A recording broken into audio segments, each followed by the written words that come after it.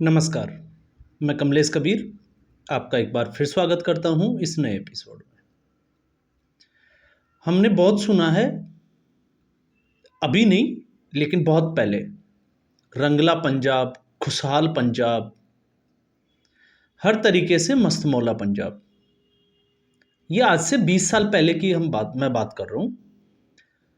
और आज इस 20 साल में हमने क्या देखा? तो 20 साल का या 24 साल का जो समय था 2000 से पहले, और मैं 2000 के बाद की बात कर रहा हूँ। कृषि प्रधान राज्य और देश का नंबर 1 स्टेट, जिसमें पर कैपिटल इनकम के हिसाब से अगर हम देखें तो पंजाब जो है वो अपना अग्रणी स्थान रखता था।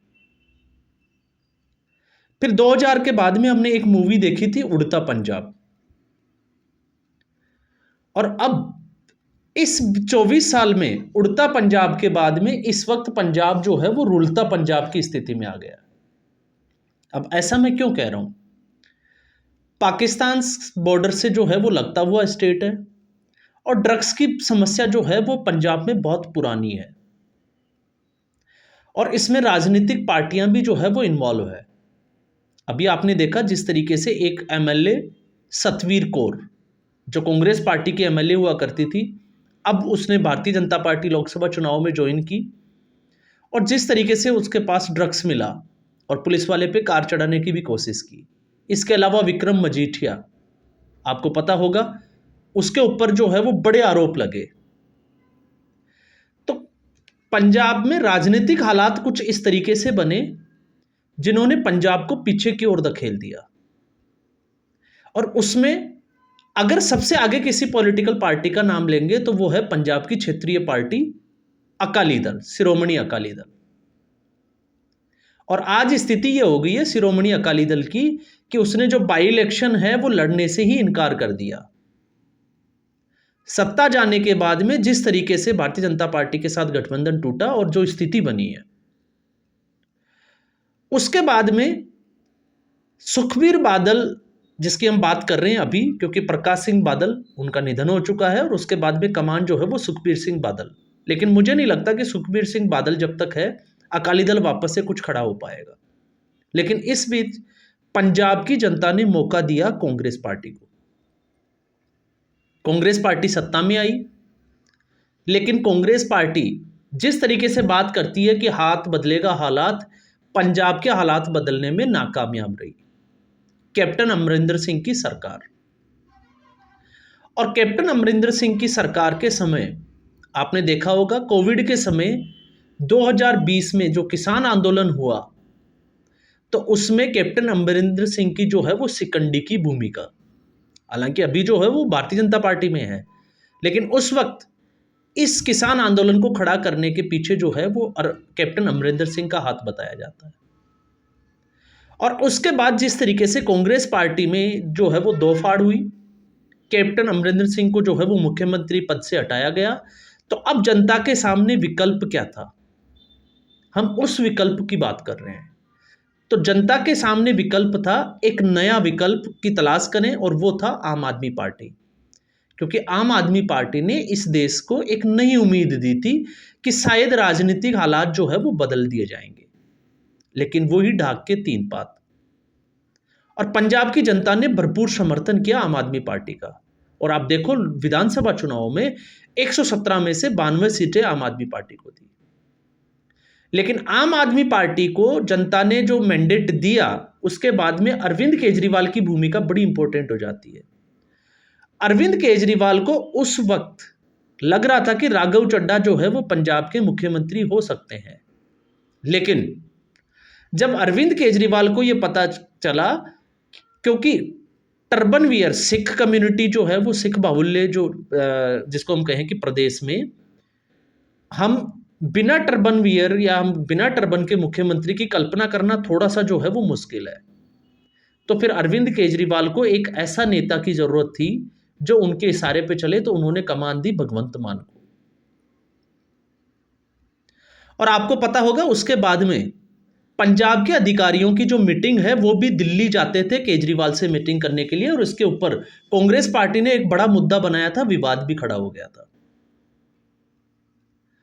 और आम आदमी पार्टी, इसके ऊपर भी बड़े आरोप है, एक खालिस्तानियों से जो है वो मदद लेने का, फंड लेने का, क्योंकि पन्नू ने तो सीधा जो है वो आपको पता होगा एक स्टेटमेंट दे ही दिया था।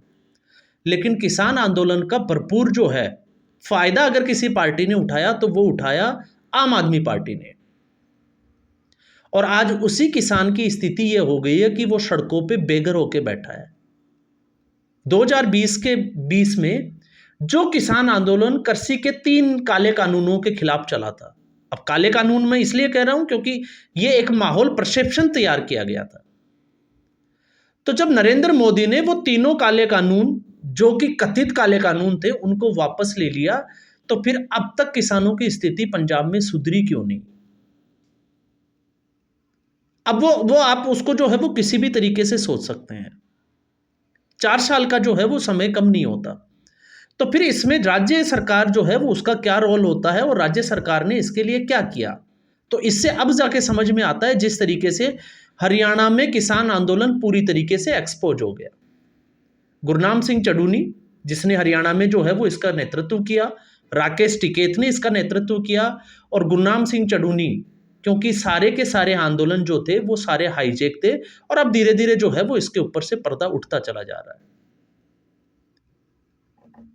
दोनों ही नेताओं ने बड़ा पैसा भी कमाया होगा, क्योंकि फंडिंग के भी बड़े आरोप लगे हैं।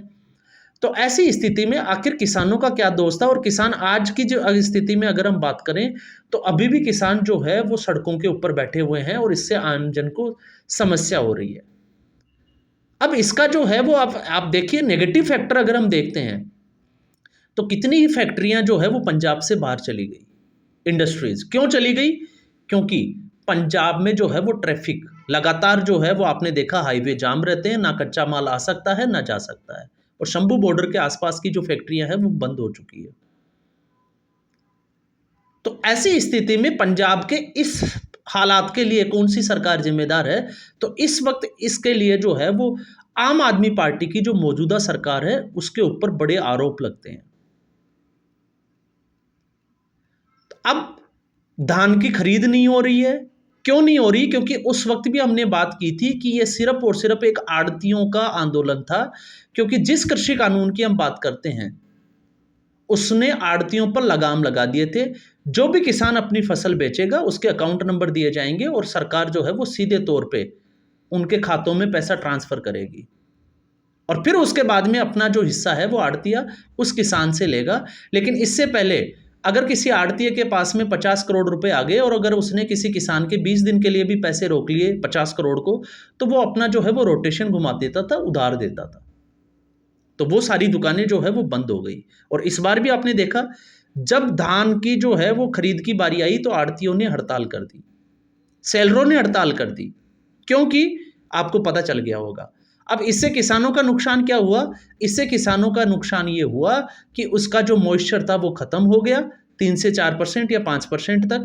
तो ये स्थिति जो है वो अभी तक, और केंद्र सरकार ने 2 महीने पहले 44,000 करोड़ 44,000 करोड़ रुपए जो है वो पहले ही पंजाब सरकार को दे दिया है। तो फिर पंजाब सरकार जो है वो इतनी ढिलाई क्यों बरत रही है? अब पंजाब सरकार का यहाँ पे एक बड़ा आरोप है। आरोप ये है कि उनके पास जगह नहीं है।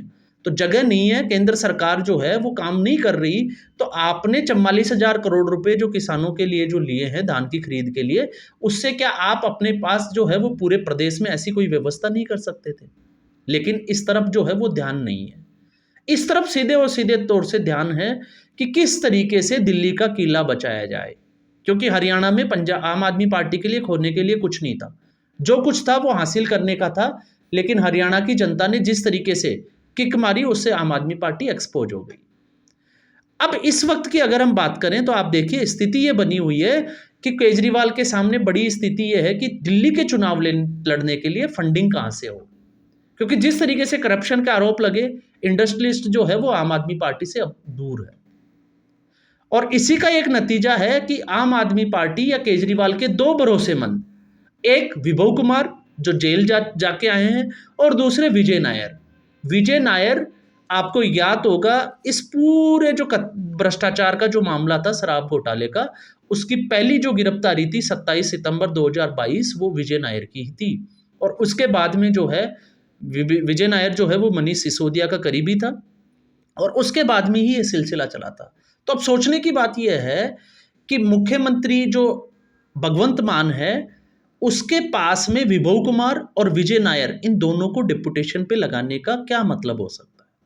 ये एक जो है वो बड़ा विषय और बड़ा सवाल है, क्योंकि दोनों की क्रेडिबिलिटी, दोनों जेल जा चुके हैं और विजय नायर तो 23 महीने से जो है वो जेल से बाहर आए हैं जमानत पे।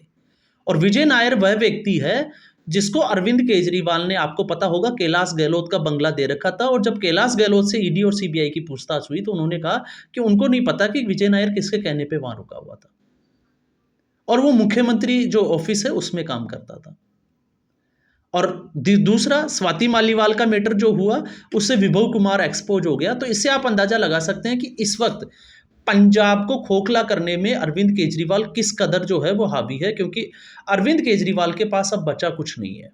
अब जो कुछ बचा है वो सिर्फ और सिर्फ पंजाब से बचा है। उसकी नज़र पंजाब पे है कि किस तरीके से पंजाब से जो है वो फंड लिया जाए और भगवंत मान के ऊपर नज़र रखी जाए।